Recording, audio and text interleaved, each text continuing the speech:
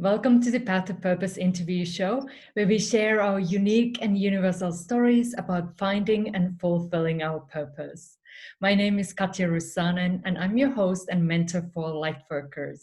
My intention for this show is to inspire you on your path to purpose. Today, I have a pleasure to interview Alina Vincent, who is the powerhouse behind the Teach Your Expertise book. She's a business strategist, speaker, and author.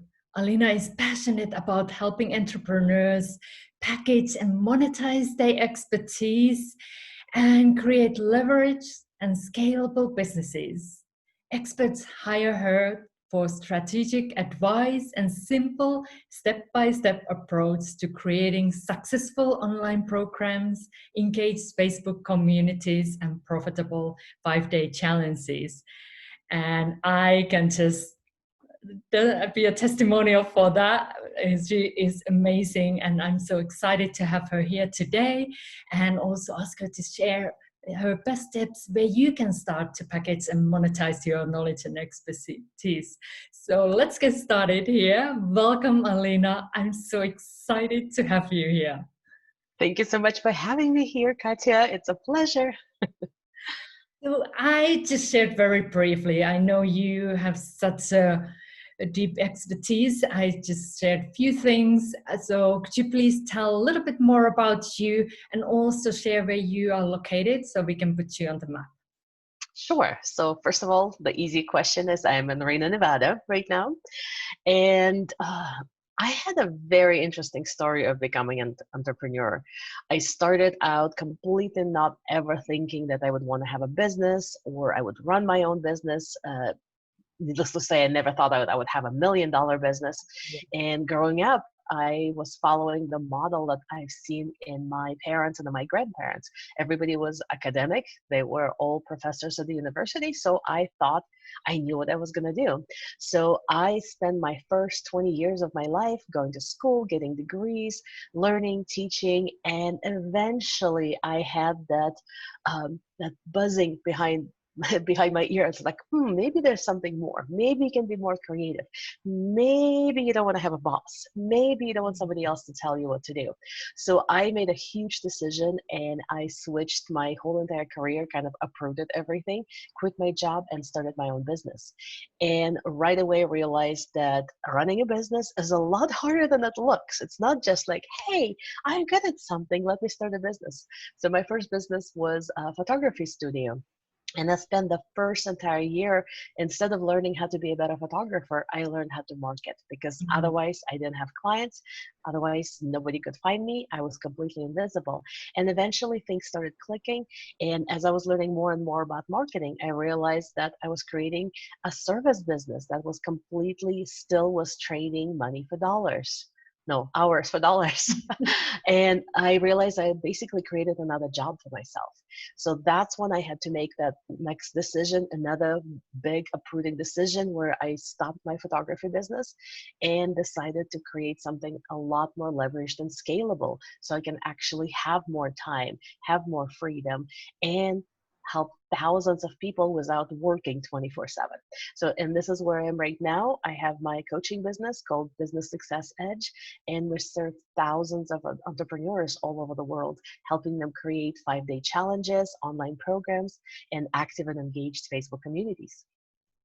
Thank you for sharing that. I love that story, like the background and that teaching. I can tell you have the teaching background being in your programs. They are so well organized and such a way that it's easy to get the information and then actually take action. So that's the parts I really, truly love.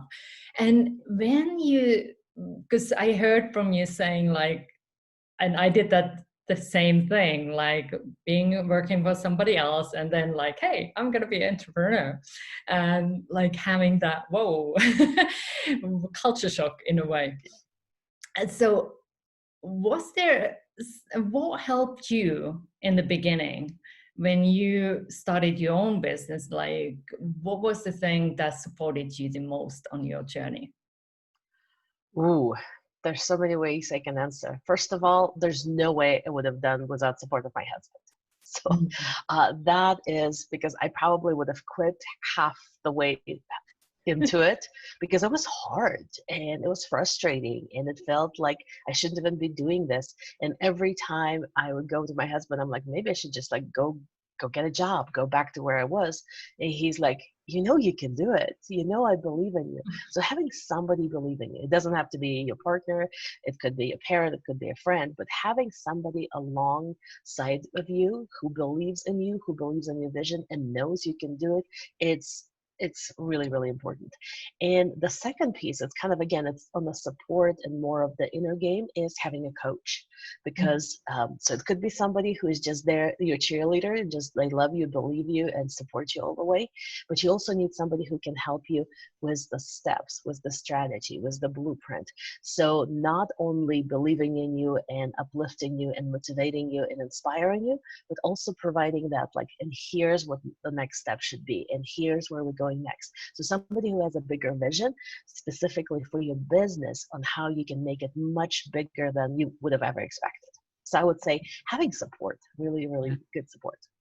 Yeah, that is so needed on our journey because especially many entrepreneurs, they are on their own trying to get started. So having the support is such a key. Well, And when we're on our own, we start believing all of those voices in our head that you're not good enough, and who's going to listen to you, and who's ever going to pay you for this, and you shouldn't even be doing this, and people are much better than you already doing this. So all of those voices start creeping out. If you by yourself, if you working and you don't have any kind of a support network, friends, coaches, masterminds, then those voices usually win, unfortunately. Mhm. And in your opinion, like one of the things is those inner voices, like that can keep people stuck and giving up, actually, even. So, what else is there? Do you, in your opinion, like why so many people struggle to package and monetize their expertise? Like they have the gift, they have the what they want to do, but why is it so challenging for many to package things? And I have been there Mm. too. So, Well, I think the very first thing, and it's unfortunately it comes because we want to help everyone. And we know that our method or our formula or our specific process or our experience can help everyone. So one of the biggest mistakes people make is they try to market to everyone, and they try to say, my method can help everyone for any transition, for any problem, for anything. And it's not a good way to market. If you're still saying, oh, anybody with this kind of problem I can help, and you're not niching, you're not using using your skills and abilities to start at least with one very specific audience, you're probably going to fall flat. Because as you know, we live in a super, super noisy digital world. All of the messages, they start mixing together. And in order to stand out, you need to specialize. And it doesn't mean that you're leaving everybody out of helping them.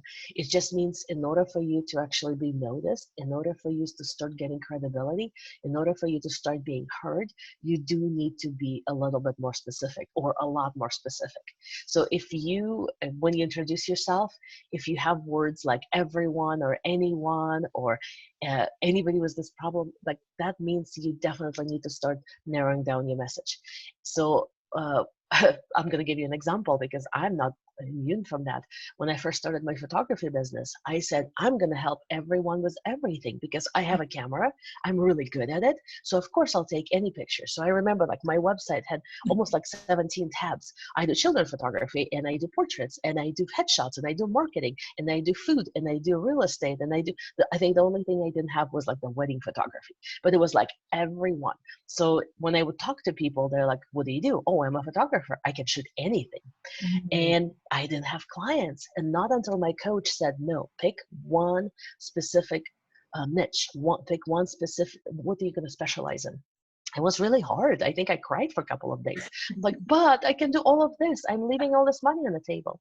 And eventually I said, okay, I'm going to do headshot photography. And that's where my business went to six figures, because now everybody, as soon as somebody said, do you know somebody who does headshots, or I'm starting a new business, or I need a new business card, or I need to update my social media profile, they immediately said like, oh, you got to go to Alina. She's the best headshot photographer in our area. So that one shift of going from helping everybody with everything to being one specific specialist in a specific area, that I think is what makes it super hard for people to, like, it's that thing we all have to break through and realize that that's how you find a success, by being specialist in something.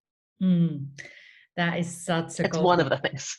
Yes, of course, there is a lot, but that is something I wanted to also ask. Like, if someone has the inspiration now to start, like, okay, I get it. I have been there, like, hello, everyone, I help everyone. So, what can they then do? Because I know it's tough to like, oh, but I'm focusing on here. What would be your advice for them? Of course, my advice for them would be contact Alina, and then you get support. But where can they start, like this narrowing down, who do they help? Sure. So the very first thing I would do is do a whole bunch of journaling and brainstorming, because until you put it on paper, sometimes we don't even realize what we're good at, and we don't realize what we want to do. So I would say write down 30, 50 different things you can help people with, and be super specific. So not just I help women in transition, but what specific transition do you help them with? What kind of women? What is their age? What is their demographics? What have they been through? What is that the trigger thing that's causing them to start looking for help? So really think of, so for example, one of your things could be, I help women over 40 after divorce. So Mm, that's going to go way more specific than women in transition, right? So write down like 30, 40, 50 of those ideas. Very, very specific audiences with very, very specific solutions you can provide for their specific problems. And then look at it. Look at it realistically. Which ones of these audiences do you already have access to? That might be the easiest way to start. So for example, if you want to work with Olympic athletes and you don't know a single one, or you don't know anybody who coaches them, that might not be the yeah. best thing to start with. However, if you want to help moms of teenagers, and you have a teenager yourself, and you're in a lot of groups and sport things, and you're already involved in that community, and you have a lot of connections, that might be a really great place to start. So look at who you already have access to. Look how that relates to your personal story. And I know, Katja, you're all about empowering people through your story. So the more you can connect what you're focusing on with your own journey, the stronger it's going to be. So who do you already have access to? How does it relate to your own personal journey and to your story? And next one is, which one are you most passionate about? What Mm, if you could only work with this audience for the next 3 years or 5 years? Would that still bring you joy? So there's quite a few other questions you can ask yourself, but basically start going and analyzing all of those things you've written, then circle like your top three, and then try them. So choose one to begin with. Always try for at least 3 to 6 months. Don't give up after 1 week. So we don't do this. I'll make a post, and I say, okay, now I specialize in moms of teenagers, helping them with um, keeping their teenagers away from electronics, for example, right? Very specific problem. And then if nobody responds in the next 2 hours, you're like, nope, that was a bad idea. That was a bad niche. Let me start something new. So next. we want to, we want to stick to whatever idea you're testing. So you can date a niche. You can go try it for a little bit, but a little bit means 3 to 6 months. You have to give it your all before you go and say, okay, let me try a different idea. And that's the path to success. Beautiful. Thank you for sharing the core tips again, like how to get started. That is definitely your expertise, like finding those ways how you can keep taking steps forward. And now I want to talk a little bit more about this Teach Your Expertise book, because I'm Sure. curious to know what inspired you to create this book. Well, I think it's exactly the same questions that you're asking me right now. There's thousands, probably hundreds of thousands of brilliant entrepreneurs who are struggling to be noticed, who are struggling to connect with their ideal clients. And on the other hand, we have a lot of success stories personally, in my with my clients, with my mastermind, with the people that I get to work with. I see these amazing inspirational stories every day. So I kind of wanted to bring it together. I wanted for my clients, I wanted for the people that I got a chance, I got a privilege to work with, share their inspirational stories. So we got 20 people together, and they all shared their story of how their life brought them to where they are right now, and how creating an online program actually made the needle move, how that made all of the difference in how they show up in the world, and how they see themselves, and how their clients are finding them, and what results are generated for their business. Because very often people, like, somebody would listen to me and say, yeah, easy for you to say, everything comes easy to you, or you have teaching background, or XYZ, because we always say, like, oh, easy for you, but I'm different. So I wanted to make this book as an inspiration, and there's tons of practical information on specific steps, what helped people create their programs, what kind of mindset or limiting beliefs they had to fight with, what did they have to change in themselves to actually get to that level of success.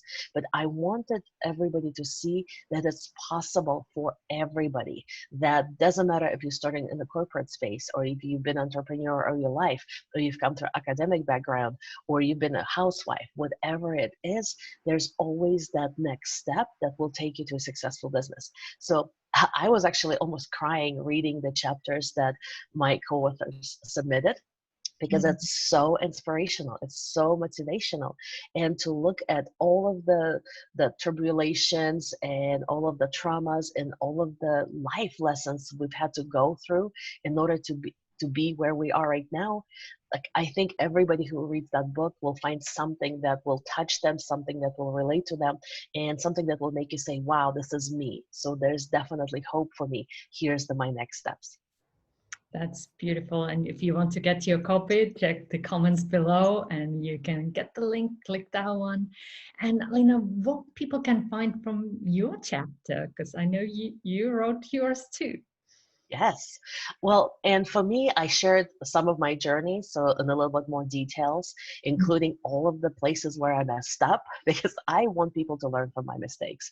I've made so many gigantic mistakes that probably set me back by a year or 2 or 3 here and there, and cost me a lot of money too, because every mistake in business could cost you, it's not just time and effort, but it's money. And so I've shared a lot of the things that I went through that I don't want anybody to go through. And also some of the ideas, like, if you've ever had that question, but I'm not an expert, but what if there's so much competition? What if all that stuff already exists? And what is an online program? And why do I want to have it for my business? So we have a couple of chapters at the very beginning that shares my specific step-by-step framework on how to think about and how to start creating your online program in just a few simple steps. Yay, that is so valuable. So if you want to get a copy, click the link below. And now I know we are coming towards the end of our time together here. So I want to just ask, do you have a special message that you would like to share to end this? Yes, I actually have 2 things that I wanted to share. So first of all, what I'm really excited about this book is every single author contributed a gift. So it's a free gift, or a training, or a worksheet, or an exercise that will really, really help you. And it's across all sorts of industry, all sorts of fields. So from relationships to health to architectural advice to business advice, when you get your copy of the book, there's going to be a link. So if you follow that link, you can grab all of those 20 gifts for free as our compliments for enjoying our book. And the second thing is, one thing I think it's really unique in this book, you're not just going to be reading the story of somebody's life, because we all know it's only interesting to a point. It could be inspirational. However, one thing that I asked every single contributor to this book to do is share their biggest takeaways and biggest lessons learned from creating their online programs. And because everybody has a very different experience, everybody comes with their own background, just that piece alone, through a whole entire book, you're going to learn what to do, what not to do, how to avoid the most common pitfalls, and how to get inspired and how to keep going through it. Because So it's not just my chapters that teach people specifically on how to create a program. Every single chapter has specific advice on from that author on what can you do to make your program a success. Yes. So my inspirational message is don't sit, don't hide, go out there. You already have everything you need to create a program. It's one of the easiest ways to reach your audience is when you start teaching your expertise versus thinking about it in terms of marketing. For me, teaching is always how I want to think about it. I want to share what I know. It's not about marketing what I know. And if you approach it from that perspective, your life becomes easier, your business journey becomes smoother. And this book, I think, could be the very first step that you need, that nudge that you need to get your business to the next level. Yeah, thank you. And I can just say, yes, that's very true. It has been a game changer for me and my business as well to have an online program. So thank you so much, Alina, for your time and all your work and support. Mm-hmm. And Katja, I think we need to say you have a chapter in that book too. I don't think we said that. Yes, I do. I'm so excited to share this journey with you and share my chapter. So definitely go and read. And I'm so excited that you are watching the Path Purpose interview show. If you want more support on your path, you can now click the link below and get our book, because that is one way to get started. So thank you and bye for now. Bye.